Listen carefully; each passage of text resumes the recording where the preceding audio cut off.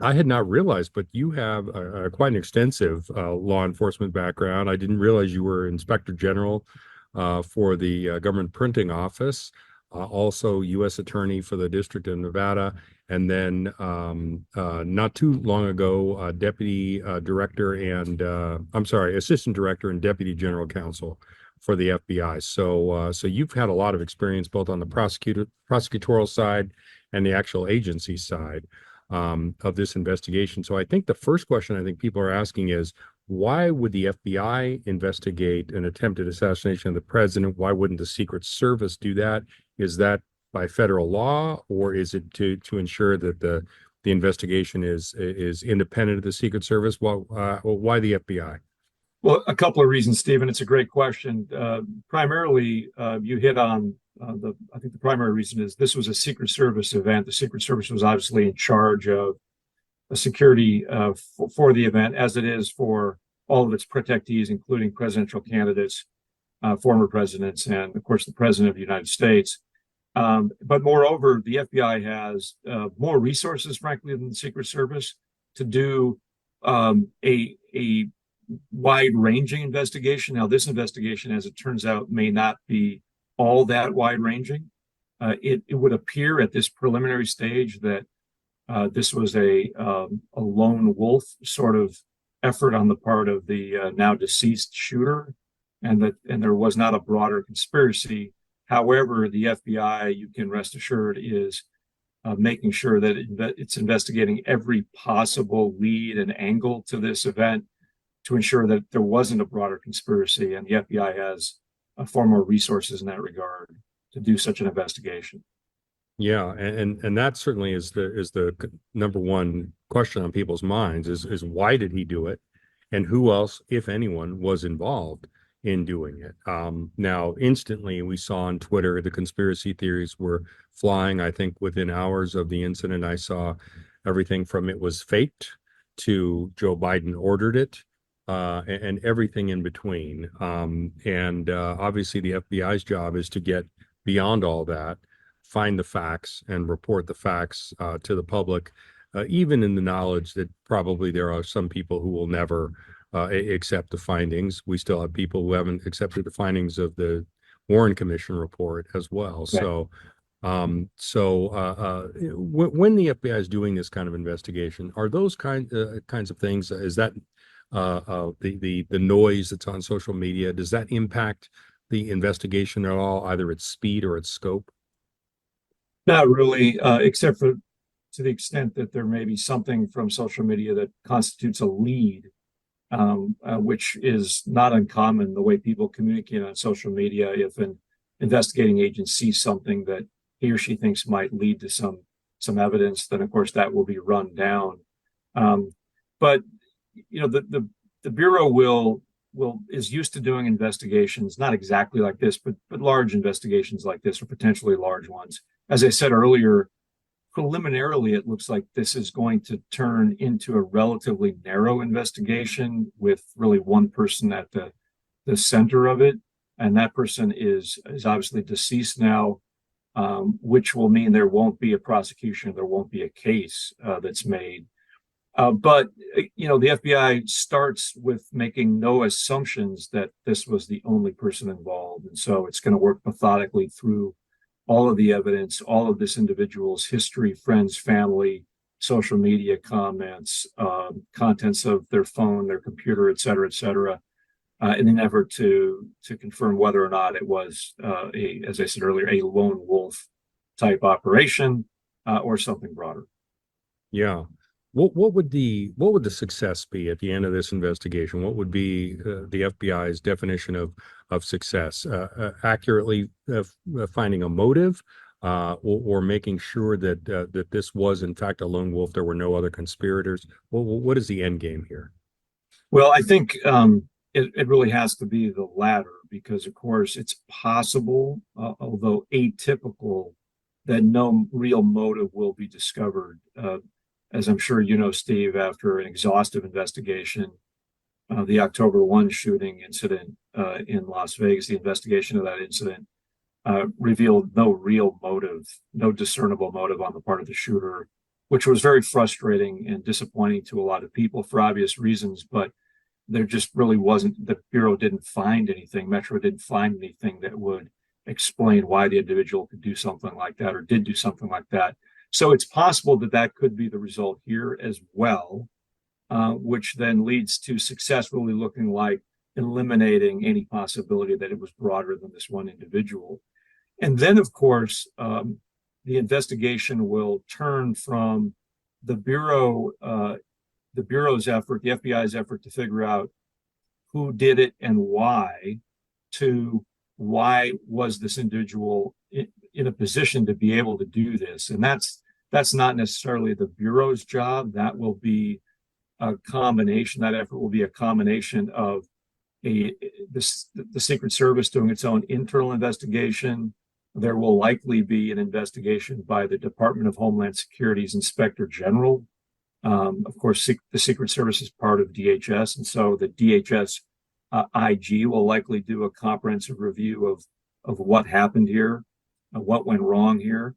And then we've already heard some commentary from particular members of Congress who are intent on doing a congressional investigation as well. So at a minimum, though, all of those things will happen. But those will be aimed, of course, at trying to figure out, as I said, well, how is this person in the position to be able to do this?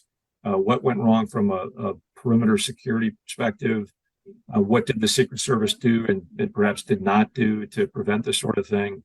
There's a lot more investigative work to be done on that front. Yeah. And is the assumption that something obviously went wrong? I mean, when a principal is grazed by a bullet, it seems like you would start with the presumption that like someone did not do their job at some point in the process, because this kind of thing should not have happened, and in fact hardly ever happens, but did in this case. Right, and the Secret Service, which of course has primary responsibility for the candidates and the former president's safety, and takes a lot of pride in its track record of performing very well in that regard. They will be the first to say that this should not happen. Absolutely. And so they will have to explain, and the investigation will have to reveal what did go wrong. Now, I will tell you that the protective detail and the kind of the whole apparatus of protecting a candidate or a former president or a former president is smaller than that which protects the president himself. But that doesn't really explain how, for example, the shooter could be on a building relatively close in proximity to the stage that Trump was on. But I don't want to prejudge any of that. But as you've heard from various commentators, the idea that the shooter could have been in that situation is hard to square with what is typically the protocol that the Secret Service, with the help of a lot of local law enforcement, puts into place for an event like this. Yeah, absolutely. We've all been to, presidential rallies, presidential conferences. I was just at the vice president last week, and the Secret Service was very thorough, going through my bag and making sure that they identified every object that was in my bag that I took in there, my laptop and associated gear and all of that. So it was kind of surprising to me to see that that kind of thing could have happened, that someone with a long gun openly displayed could have been in that close proximity to the president, especially after witness statements said that, they pointed out to the local police officers, hey, this guy is up here, he's looking suspicious, hey, this guy might have a gun.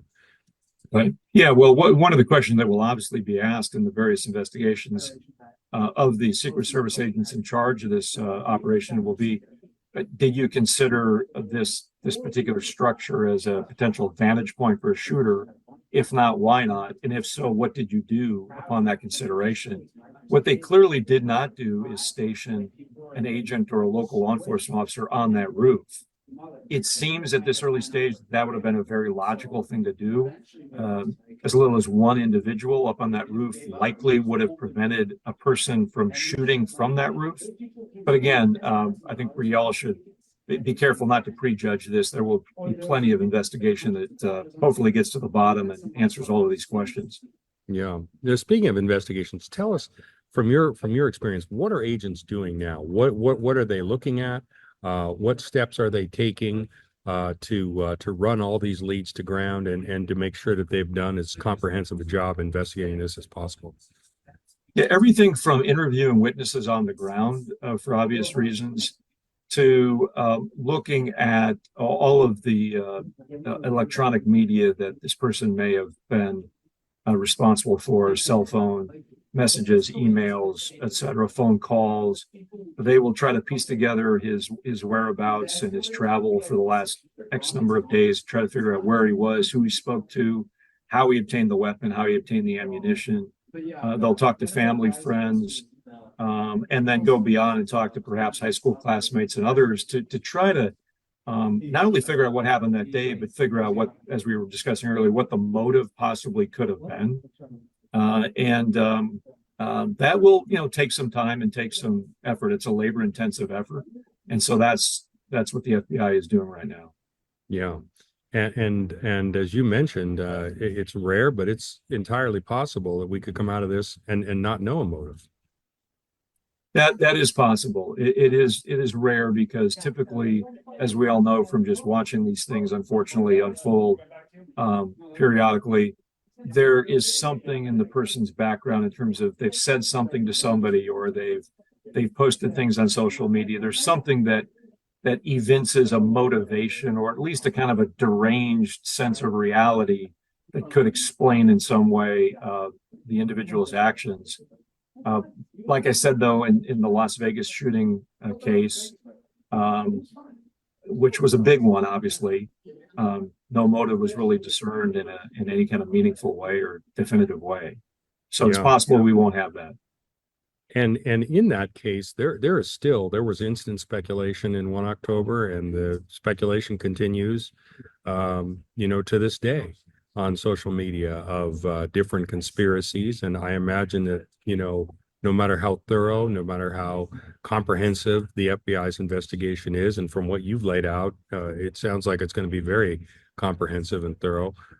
There may still be rumors and conspiracy theories that flood social media and that continue, on for years from now. Well, that I would submit, Steve, is the only thing we really know for sure right now about this is that there certainly will be such conspiracy theories. The higher profile the incident and target, the more conspiracy theories that inevitably will percolate over time. And it's unfortunate, but it's also, I guess, human nature in part. And so we'll see plenty of that going forward. Yeah. Another aspect of this is the political aspect. President Trump has often criticized the FBI. He fired the former director of the FBI, James Comey, in a way that I think a lot of people would conclude was designed to humiliate him. He has criticized the FBI since because of its involvement in investigations. That's got to be hanging over this, even if the agents put that out of their mind and act in a completely apolitical way. That's got to be hanging over this, that they're investigating the attempted assassination of somebody who has heaped a lot of criticism on the Bureau over the years and has a lot of agents inside the Bureau not too happy. Yeah, and that's puts us in uncharted waters, to be sure. Look, I'll tell you, from having been on the inside and having worked closely with the FBI as a prosecutor, the FBI, like any other organization of human beings, is not perfect. It makes mistakes from time to time. But one thing that it has not done, whether during the Comey era or the Chris Wray era, is act for political reasons or act in a way that was intended to favor one candidate or another, or act in a way as an organization to hide the facts of an investigation. And so, yes, those conspiracy theories will propagate. We may even hear some from Trump over time or from Trump supporters. But I can tell you, having worked closely with them, that Chris Wray will, as the FBI director, will ensure that that the Bureau does the best job it can possibly do in investigating the facts and then in communicating as transparently as possible what the findings of that investigation are. Yeah. You mentioned the parallel investigations that may occur, the congressional investigations. Are those helpful to getting at the truth, even as the Bureau is investigating these things? The director of the Secret Service has been invited, I think is the polite word. Commanded is probably a better word, to appear before the House the House Oversight Committee. Are those things helpful going on at the same time as the FBI is doing its investigation, or would it be better if members of Congress waited to get the results of that investigation before beginning any probe, if any is necessary at that point? Well, you hit it right on the head. It's all about timing. I mean, clearly, Congress and specifically the committees of jurisdiction have an oversight responsibility to look into the conduct of a federal agency, the Secret Service in this case.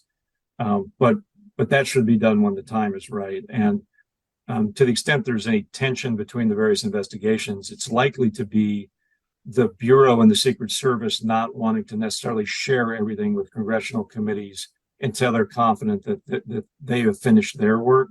And Congress, of course, is going to want that information probably before the FBI and the Secret Service are done. So there's going to be a little tension there, probably, but I think it's important for Congress to understand, and I think the people do understand that the law enforcement experts really should finish their work, and then Congress can do its very important oversight work, which is a very different function.